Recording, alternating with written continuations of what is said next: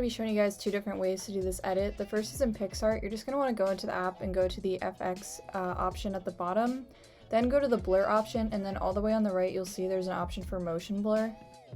When you click on that, it'll give you a bunch of options for how much you want it to be, like what direction you want it to face or how intense you want it to be.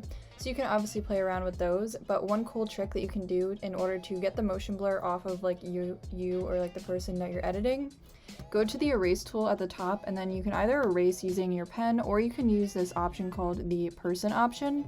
And if you click the background, it'll actually erase anything on the foreground of like the image, so the person, and it gives you the cool motion blur effect. Now the next way to do this is in an app called Snow. You're just going to add your photo and then go to the effects tab at the bottom. Then you're going to go over to the mosaic tab and then click on this one, and this is the motion blur effect, and again you can change the opacity of it. But the cool thing is it automatically gets the motion blur like away from the foreground, so away from the person, so you don't have to worry about that, and I recommend this one, and it's really good.